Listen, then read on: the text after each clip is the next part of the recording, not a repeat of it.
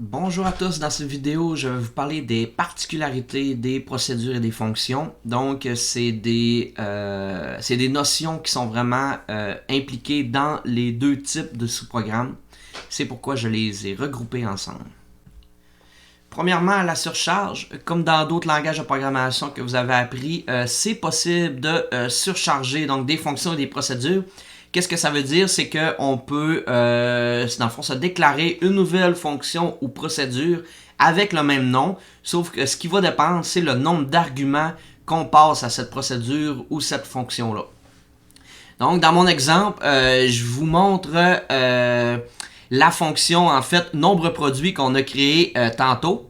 Fait qu'on voit que nombre produit qu'on a créé dans une autre vidéo, j'avais aucun argument en entrée.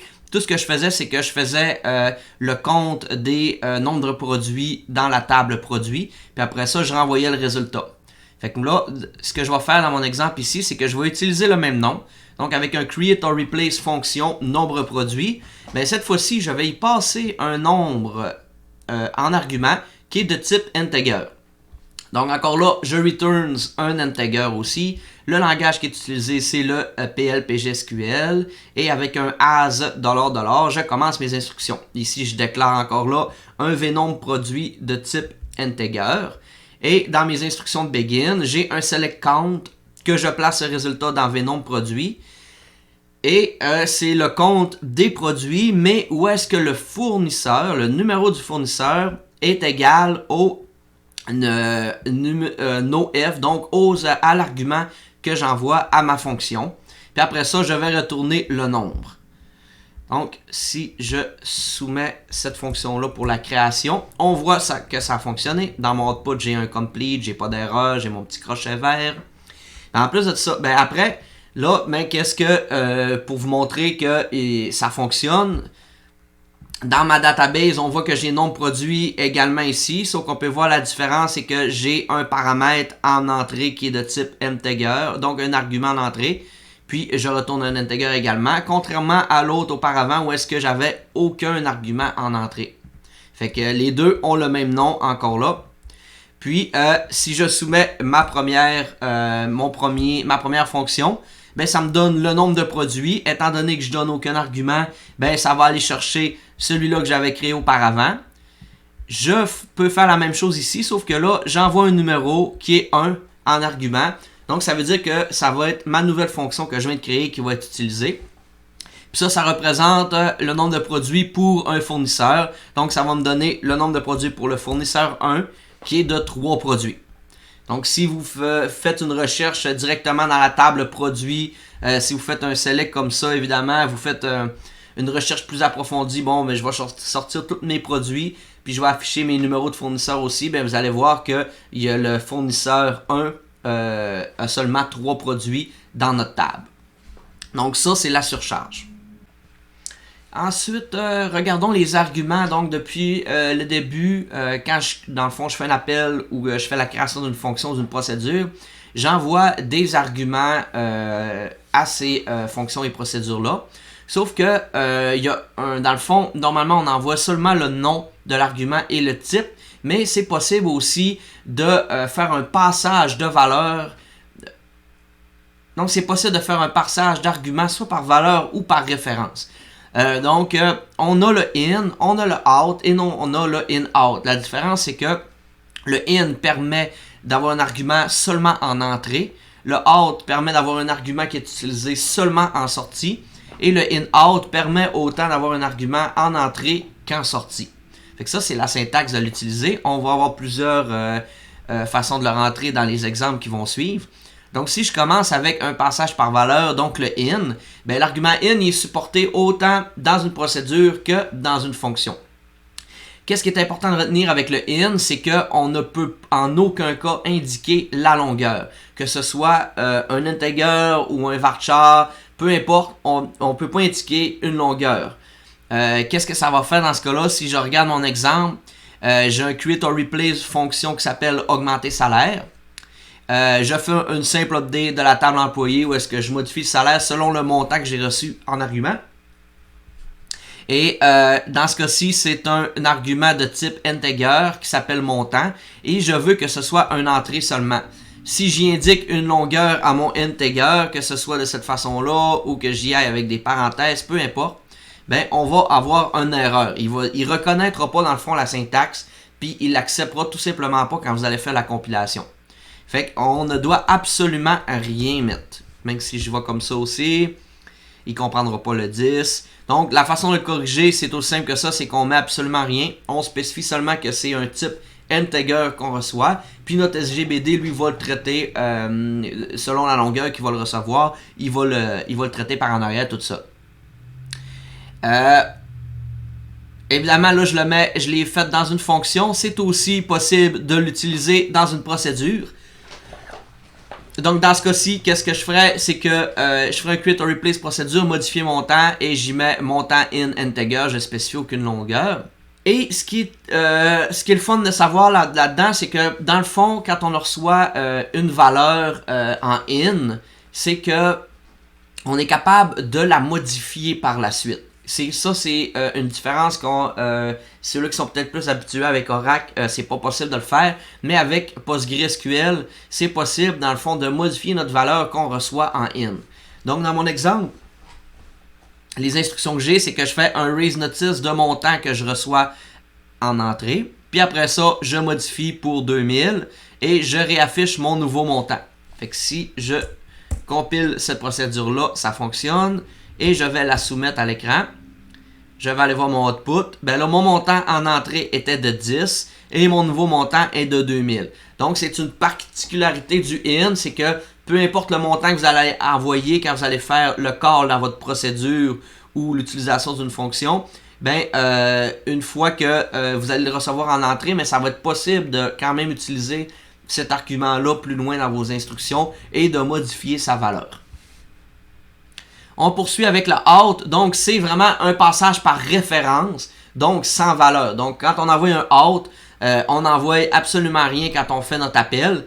Donc, c'est vraiment dans l'utilisation, dans les instructions de la procédure ou de la fonction que vous allez le gérer. Donc, ça va se gérer vraiment comme une variable, dans le fond PGSQL qui n'aurait pas été initialisée.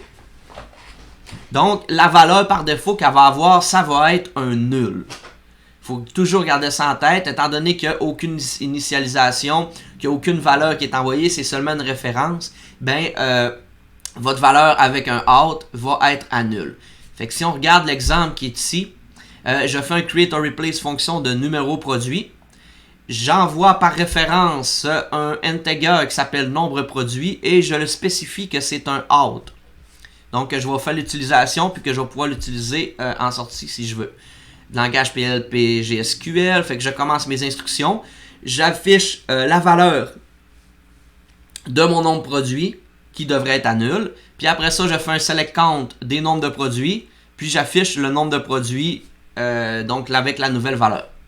Si je compile ma fonction et je la soumets avec un select numéro produit, ben là on voit que j'ai 77 et si je regarde mes outputs, ben la valeur actuelle en entrée était de nul et la valeur en sortie était de 77.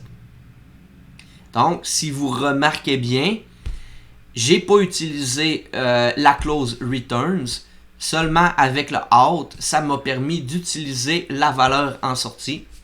Fait que j'ai pas eu besoin de le spécifier, mais ça demeure quand même une fonction puisque je renvoie une valeur en sortie évidemment. Fait que vous voyez, c'est une petite différence avec le returns, puis ça peut être utilisé aussi au lieu de la clause returns évidemment. Ensuite de ça, on a un in-out. Donc, ça va être un passage par référence, mais avec sa valeur. Donc, il est supporté autant par la fonction que par la procédure. C'est une combinaison de in et de out. Donc, on peut envoyer une valeur en entrée. Puis, on peut utiliser cette valeur-là aussi en sortie. Un peu comme je vais faire dans l'exemple ici. Fait que j'ai un create or replace de numéro produit 2. J'ai en argument un type integer qui s'appelle nombre produit qui va être un in-out. J'ai dans mes instructions la valeur du nombre produit est actuellement donc en entrée, en input, ça va être quoi sa valeur. je compte le nombre de produits et je l'envoie dans cette même variable. Puis après ça, je fais un raise notice, mais étant donné qu'il est en out, je peux l'utiliser aussi en sortie. Donc là, c'est une procédure, évidemment, c'est pas une fonction. Mais si je fais la compilation de ma procédure, ça fonctionne. Et ensuite, je fais un call de numéro de produit 2. J'y envoie 10 au nombre de produits. Donc, mon nombre de produits, au final, mon résultat est quand même 77. Donc, c'est mon résultat en sortie que j'ai de ma procédure. Puis, si je regarde mon output, ben, le nombre de produits en entrée était de 10. Et en sortie, une fois que j'avais fait mon select into, ben, était de 77. Donc, c'est vraiment des petites subtilités qui sont utilisées par chacune des valeurs. Maintenant, la valeur des arguments, en fait, lorsqu'on fait la déclaration des variables, les arguments formels d'une procédure, d'une fonction, peuvent avoir des valeurs par défaut. Lorsqu'un argument réel est passé, sa valeur vient remplacer celle par défaut de l'argument formel. Vous allez voir dans l'exemple, c'est beaucoup plus simple. Donc, j'ai ma syntaxe ici qui est la même que tantôt. J'ai mon nom d'argument. Je définis est-ce que c'est un in, un out ou un in-out. J'ai le type, puis après ça, je définis une valeur que je mets par défaut. Ici, mon premier exemple, j'appelle la fonction se fait sans aucun paramètre. Les valeurs par défaut sont donc prises en compte pour l'exécution. Donc, vous voyez que j'ai un create or replace fonction qui s'appelle UnityStock.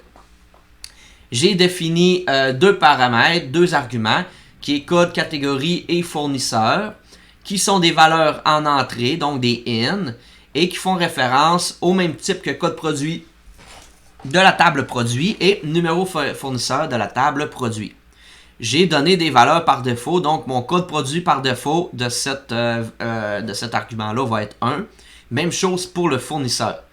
Qu'est-ce que je retourne dans cette fonction-là? C'est un même type que UnityStock de ma table produit. Fait que là, vous voyez que c'est une autre façon de coder que j'avais pas fait auparavant, mais c'est possible. Encore là, on peut utiliser des types qui sont utilisés dans des tables déjà présentes dans notre système. Donc, dans mon as $, j'ai mes instructions. Je commence par me déclarer un VUnityStock qui est du même type que UnityStock de ma table produit. Et dans mon begin, je fais un select de la sommation de mes unités de stock dans la variable VUnityStock que je me suis déclaré. Tout ça à partir de la table produit. Où est-ce que le code de catégorie égale le code catégorie reçu en argument. Et le numéro de fournisseur est égal du numéro de fournisseur reçu en argument également. Après ça, je retourne mes unités en stock. Je vais compiler cette fonction. Ça a fonctionné. Qu'est-ce qu'il nous donne comme message? C'est que il est allé vérifier c'est quoi. Bon, le code catégorie, c'est un type numérique dans votre table produit. Donc, il l'a converti en numérique. Même chose pour le fournisseur et même chose pour UnityStock. Fait que toutes ces variables-là sont rendues des variables numériques. C'est géré par en arrière par le SGBD. Ensuite de ça, je soumets à l'aide d'un petit bloc anonyme mon UnityStock. Qu'est-ce que ça fait? J'ai dit le nombre total de produits en stock est égal à le retour de ma fonction UnityStock. Donc, si je regarde, le nombre total de produits en stock est 57. Donc, comme je vous disais, étant donné que je call ma fonction UnityStock, puis lui s'attend à avoir des arguments. Sauf que dans ce cas-ci, j'en place aucun. Donc, la manière qu'il réagit, c'est que, étant donné que j'ai spécifié des valeurs par défaut à ces arguments-là dans la déclaration de ma fonction, ben, c'est ceux-là qui vont être utilisés. Il est obligatoire d'affecter une valeur par défaut à toutes les valeurs si vous en affectez au moins une. Donc, j'ai fait un petit test comme ça pour vous montrer que ça ne fonctionne pas. J'ai la même fonction que je remplace, sauf que dans ce cas-ci, je définis par défaut seulement code catégorie, mais qu'est-ce que ça va faire? C'est que ça va me donner une erreur, puis ça va me dire que les paramètres en input doivent tous être définis par défaut s'il y en a au moins une de définie. Donc, si jamais vous rencontrez ce type d'erreur-là, ben c'est parce que vous avez défini seulement qu'un argument. Évidemment, si jamais vous avez des valeurs par défaut, c'est possible aussi de les remplacer, même quand on fait notre appel de notre fonction. Comme par exemple ici, je vais mettre numéro 1, est égal à 1, ou ici, je pourrais faire un test comme ça. Bon. Donc, ici, j'ai une procédure qui s'appelle montant commande. J'ai déclaré en argument code client, numéro employé, numéro de commande. Ceux-ci ont chacun des types qui font référence là, à leur nom de colonne dans la table commande. Et j'ai défini des valeurs par défaut. J'ai fait une déclaration de mes montants d'un V total où est-ce que je vais stocker du data là-dedans pour ma sortie. Je me suis déclaré un curseur, ça c'est quelque chose qu'on va voir plus tard, mais ça va me permettre d'utiliser le curseur pour faire une recherche, dans le fond, dans un résultat d'une requête SQL. Dans ce cas-ci, ça c'est toute ma requête SQL. Et je me suis déclaré un V détail record. Donc, j'ouvre mon curseur ici. Là, j'y vais quand même vite, mais c'est juste pour vous montrer les curseurs, on va le voir dans un autre cours. Sauf que c'est pour vous montrer surtout l'utilisation d'un appel, d'une procédure ou d'une fonction, même s'il y a des valeurs déclarées par défaut. Donc, j'ai ici open ces détails, je fais un loop dans ma requête, puis après ça, je mets des montants puis des totaux. Ensuite de ça, une fois que toute cette requête-là est faite, j'affiche à l'écran le numéro de la commande est, donc celle-là que j'ai reçue en argument, et la commande s'élève à un total où est-ce que j'ai trouvé le total selon les informations que j'avais reçues de ma requête auparavant. Une fois que ça c'est fait, je peux soumettre la déclaration de ma procédure. Fait que ce qui est important à retenir là-dedans, c'est que quand je vais faire un appel de montant commande, ben là, je dois, si je définis les arguments dans mon appel, ben ça va prendre la place des valeurs qu'on a mis par défaut. Fait que là, vous voyez que j'avais mis à code client absolument rien pour sa valeur par défaut, le numéro d'employé à 1 et le numéro de commande à 1. Fait que peu importe, quand je vais faire l'appel de ma commande, quand je vais regarder le résultat, ben là, on voit bien que le numéro de ma commande, c'est 10972, donc le même numéro de commande que j'avais pris. Donc, nécessairement, ça n'a pas pris la valeur par défaut que j'avais déclarée, mais bien celle-là à la soumission de ma procédure. Puis après ça, ben, j'ai le résultat aussi selon le numéro de l'employé et le code client que j'avais indiqué. Ensuite, les arguments doivent être renseignés obligatoirement s'il n'y a pas de valeur par défaut déclarée, comme si jamais j'enlève mes valeurs par défaut ici, je resoumets ma procédure montant commande, donc avec aucune valeur par défaut. Puis si après ça, je soumets mon call ici, ben là, ça va me donner procédure montant commande does not exist, nos procédures match avec le nombre d'arguments entrés. Donc, étant donné que dans ma routine ici, mon montant commande, il s'attend à recevoir un char, un numérique et un numérique. Ben là, étant donné que j'ai rien spécifié dans mes arguments en paramètres lors de mon appel, ben là, il ne retrouvera pas la procédure. Ça demeure quand même assez logique. Donc, il faut faire vraiment attention avec ces affaires-là. Donc, merci pour le visionnement de cette vidéo. Si vous avez des questions, vous pouvez me rejoindre par les plateformes Colnet, directement sur YouTube en dessous de la vidéo, dans Teams à partir de l'équipe du cours ou par Outlook à mon adresse courriel qui se trouve à être alexandre.harvey@collegealma.ca. Bye.